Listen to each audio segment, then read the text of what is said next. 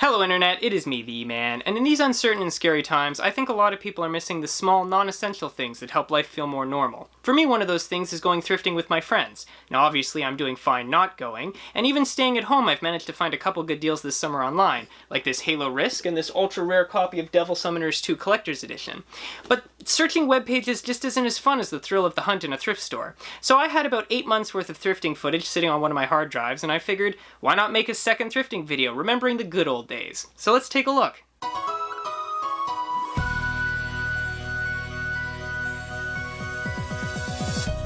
Let's go back to last fall when I went thrifting with my friend Brennan one last time before heading back to university.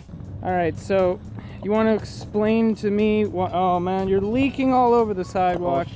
Oh, dude, it's not my fault, man.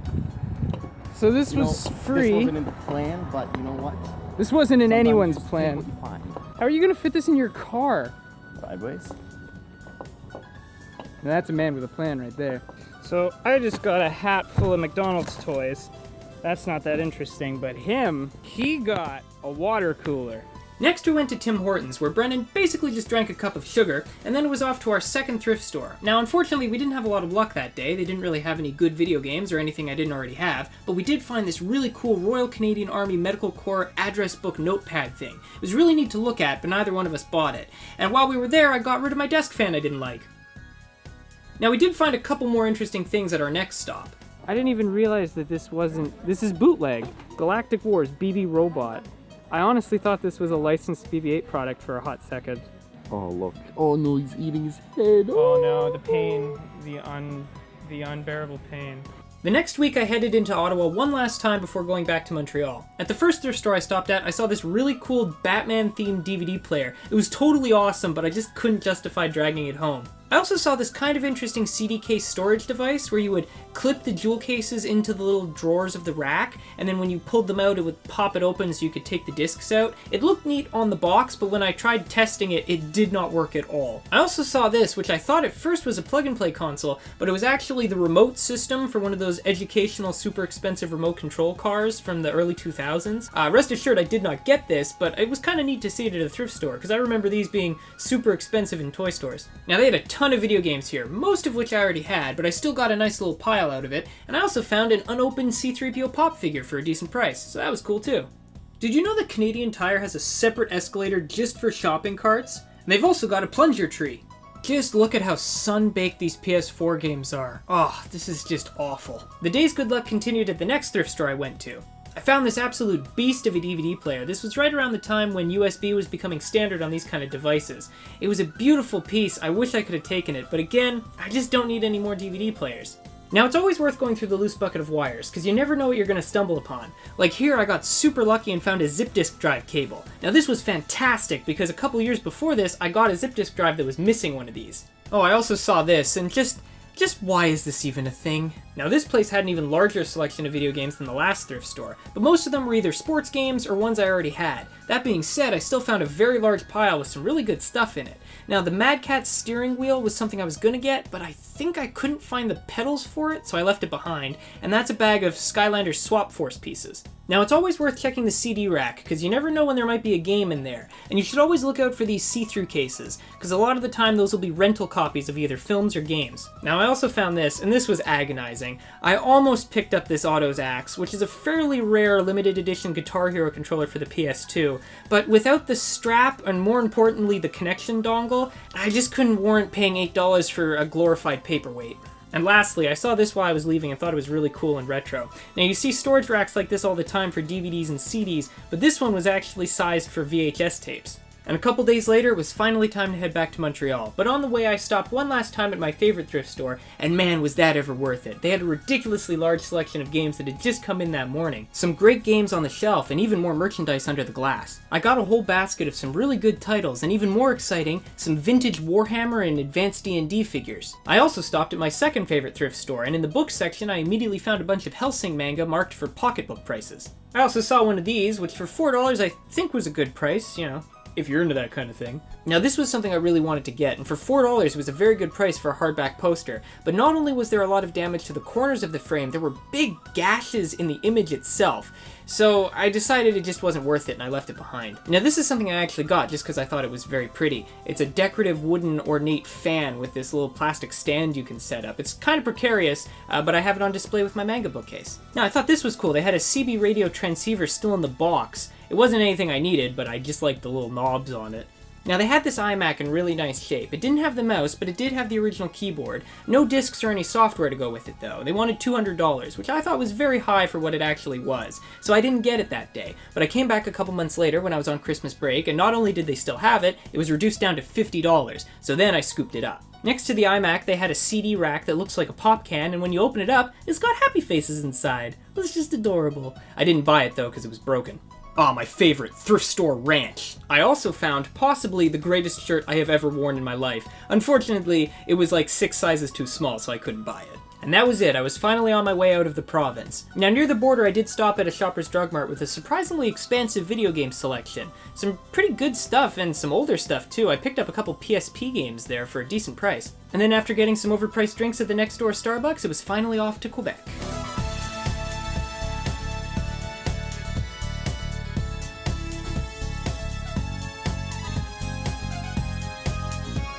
After I had arrived in Montreal at the height of construction season, I went thrifting with my friend Michelle, and I had the most fantastic luck at our first stop. I actually found a Laserdisc player. I was so excited because I had been actively searching for one of these for years. These machines are incredibly hard to find in working condition, especially around where I live. And not only did this one work in the store, but it also actually had a Laserdisc in it. Nothing exciting, unfortunately, just a karaoke disc in Mandarin, but it still looks spectacular. In fact, this wasn't just a Laserdisc player, it was a Laserdisc karaoke machine. So on top of playing Laserdisc films, it also had all kinds of extra features. And it was by Pioneer, which is a very good quality brand.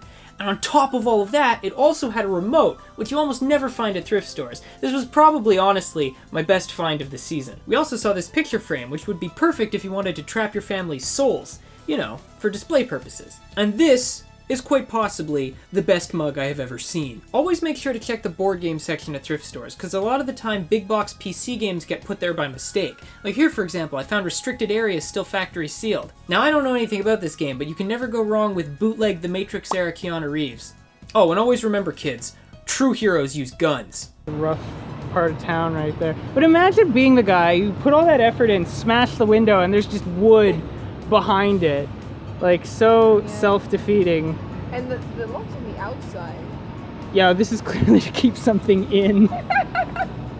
It wasn't someone trying to break in, it was something trying to break out. Later, I went out alone up the street to my local thrift store where I found this rather tasteful hat. They actually had a bunch of games there, but most of them were pretty crappy and several were in French, but I still managed to find a small pile of some pretty good stuff. They also had this slim PS2 under the glass with one of those really cool see-through controllers. $25 wasn't a terrible price, but considering I had everything there, it wasn't for me. Nothing really special in the electronics section, just a bunch more DVD players. I think I was briefly tempted by this Wingman, but I already have a Logitech joystick, so not really anything I needed. Oh, and this was kind of cool for the novelty factor. It was a DVD player iPod docking station hybrid. Man, I remember when I was a kid, every device imaginable had one of these iPod compatible stickers. I kind of miss those days. Now, one thing they did have a lot of was manga, but unfortunately most of it was en français, and since I don't speak or read French, I had to pass on it. Although I was able to find this one Kingdom Hearts manga in English. Someone didn't like their photocopier. A month later, I went thrifting with Michelle again. At our first stop, we didn't find anything super interesting. They had an old DVD player to mount in a car before those started to be built into them. They had this really cool analog Sony video camera selector with all kinds of knobs and switches, and one of those really crappy Turtle Beach one-ear headsets for the Xbox One. This I almost got, though. It was a Hasbro Star Wars action figure-sized Jedi Starfighter with Mickey Mouse logos all over it. Now, I had never seen one of these before. I assume it was some kind of exclusive, but unfortunately it was missing the cockpit cover, so I passed on it. Had a much better time at the next place. I found a Pikachu plush and a nice stack of games, but we also, oddly enough, found plushies of Jenna Marbles' dogs. I didn't even know that these were made, but apparently they were. She ended up putting them back because they weren't that interesting, but she did get that very radical Hamtaro plushie. At a pawn shop, we found one of those awful green SuperPad 64 controllers for a whopping $30. I already have one of these, but it's also the controller that JonTron used when he went to the Angry Video Game Nerd's house. This thing feels like I'm holding a potato. Oh, and this place had an absolutely fantastic selection of Splinter Cell, and Splinter Cell. Oh, and can't forget about Splinter Cell. Now, there was really nothing at the last place we went to, but I did think it was cool that they had both an English and a French Apple keyboard, and it was interesting that the English one has words on it and the French one has pictographs. So this is the pile I ended up with at the end of that day. Most of the games I found off camera, though. But hey, at least the cat seems to really like them. And finally, for my last set of clips, let's go back to the holidays, when I went home and got to go thrifting again with my good friends Brennan, Morgan, and Sean. Like all good Canadian journeys, our day started at a Tim Hortons. Look at that one beautiful Swiss roll. It's like a Renaissance painting the way it's framed. It's beautiful.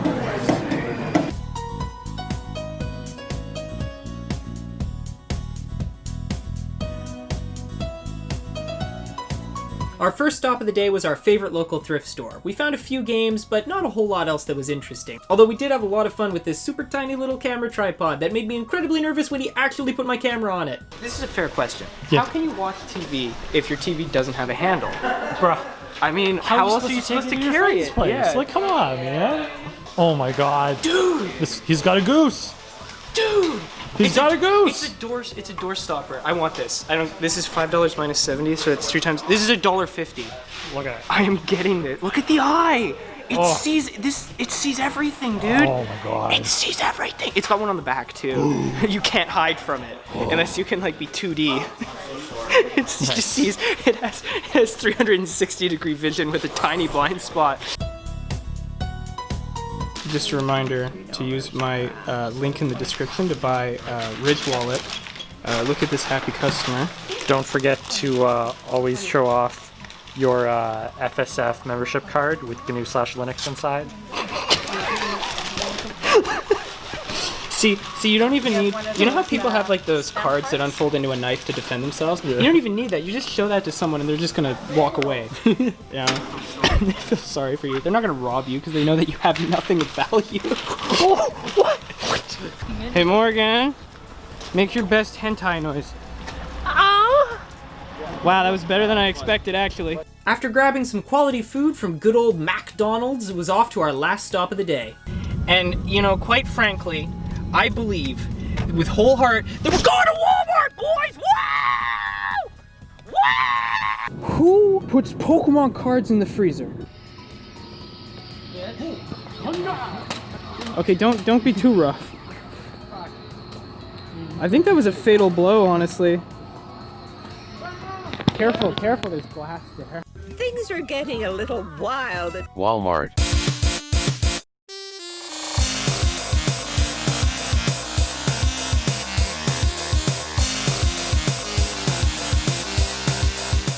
Get that out of the way. Only true fans remember Mr. Crimper. Hey, let's be Mr. Crimper.